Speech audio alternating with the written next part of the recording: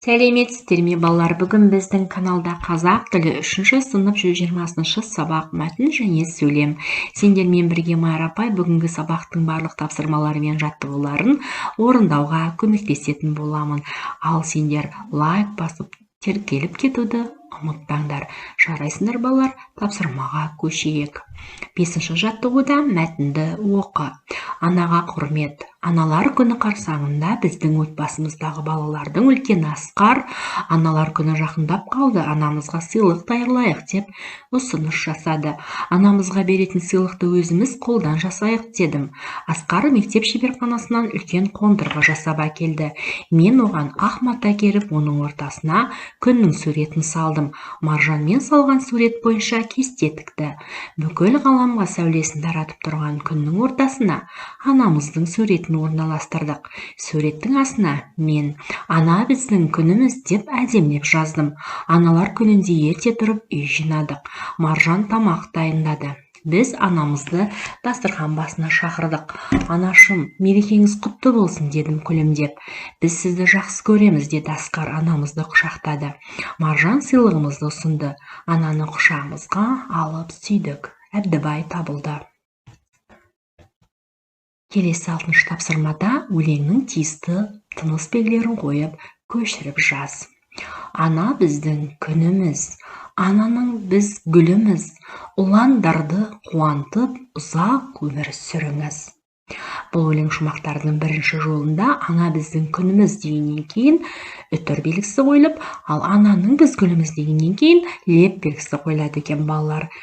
Дәптерлеріңе өлеңді көшіріп, қатесіз жазып алыңдар. Балалар, бізге мынандай мәтін бойынша сұрақтар берілген екен. Сол сұрақтарға бірге жауап берейік. Балалар, тапсырманы ұнап жатса, подписаться батырмасын басып, тіркеліп кетіңдер. Жарайсыңдар балалар, сұрақтарға жауап беруге кірісейік. Аналар мерекесі қашан тойланады? 8-ші наурызда. Мәтін кейіпкерлері аналарына қандай сыйлық дайындады? Ақ мата керіп, оның ортасына күннің суретін салып, сурет бойынша кесте тікті. Күннің ортасына анасының суретін орналастырды. Суреттің астына «Ана біздің күніміз» деп әдемілеп жазды. Өзің анаңа қандай сыйлық жасайсың? Балалар, осы сұраққа әркім өзі жеке жауап бергені дұрыс деп ойлаймын. Сендер аналарыңа қандай сыйлық жасап жүрсіңдер? Өз жауаптарыңды осы жерге жаза қойыңдар. Келесі тапсырма. Мәтіннің анаға құрмет деп аталу себебін дәлелде. Балалар, өйткені мәтінде аналарына деген махаббатпен құрмет көрсетіп жатқан балалардың іс-әрекеттері туралы айтылған. Мәтіннен қаратпа сөзі бар, сөйлемді тауып жаз. Анашым, мерекеңіз құтты болсын. Бұл сөйлемде қаратпа сөз анашым.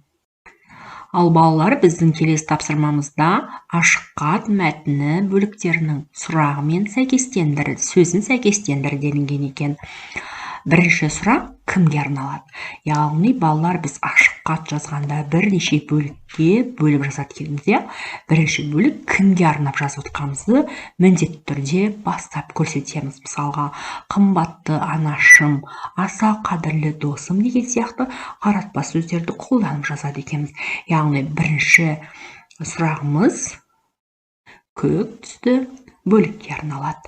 Ал енді екінші бөлігінде біз немен құттықтап жатырмыз? Туған күнімен бе, мерекесімен бе? Екінші бөлік бізде мына бөлікке тиісті екен. Ал үшінші бөлік бұл қандай тілек жазып жатқанымызға байланысты. Не тілеп жатырмыз? Денсаулық, күш қуат, білім, өмір деген сияқты жақсы тілектерімізді біз мына бөлікке жазамыз. Ал соңында тілек білдіруші кім екенін көрсетіп жазады екенбіз балалар. Жарайсыңдар, келесі тапсырмаға көшейік. Тапсырма ұнап жатқан болса, міндетті түрде подписаться батырмасын басып кетіңдер. Ал енді балалар, келесі тапсырма туыстарыңа немесе досыңа ашық хат жаз деген екен. Бір ашық хаттың түрін жазып көрсетемін. Мысалға, мен анама анаға арналып ашық хат жаздым. Құрметті аяулы анашым, сізді туған күніңізбен шын жүректен құттықтаймын. Сізге зор денсаулық тілеймін. Ешқашан ауырмаңыз, алдымызда аман жүріңіз. Сізді жақсы көремін. Ізгі ниетпен қызыңыз Айнұр деген мысал ретінде ашық хат көрсетіп өттім. Ал сендер басқа ашық хат жазсам десеңдер, өздерің жазып көріңдер балалар. Келесі тапсырмаға көшейік. Суреттер бойынша сөйлемдер құрастыр. Балалар, бізге екі сурет берілген. Бірінші суретте анасына гүл сыйлап жатқан баланы көріп тұрмыз. Ал екінші суретте апайға көмектесіп жатқан баланың суретін көрсетіп тұрмыз. Яғни бұл суретке қарап біз мынандай сөйлем құрастырдық балалар. Сөйлемді құрастырып болғаннан кейін сөйлемдерді жай сөйлем түріне және сөйлем мүшелеріне талдай делінген екен.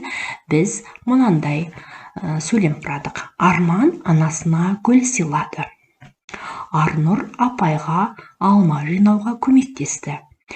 Бірінші сөйлемде біз Арман, яғни бұл бастауыш, кім деген сұраққа жауап берсе, анасына, кімге, яғни ол толықтауыш, гүл бастауыш, не сұрағына жауап берсе, сыйлады, не істеді, бұл баяндауыш екен.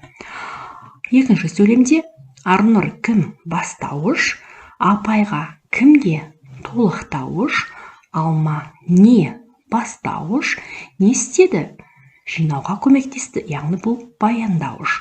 Бұл балалар жайылма сөйлем екен.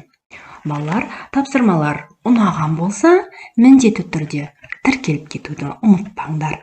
Балалар, осымен біздің бүгінгі тапсырмамыз аяқталды. Сау болыңдар балалар. Тағы да лайк басып тіркеліп кетуді ұмытпаңдар. Келесі сабақта бұдан да қызықты сабақтарды түсіретін боламын. Жарайсыңдар балалар.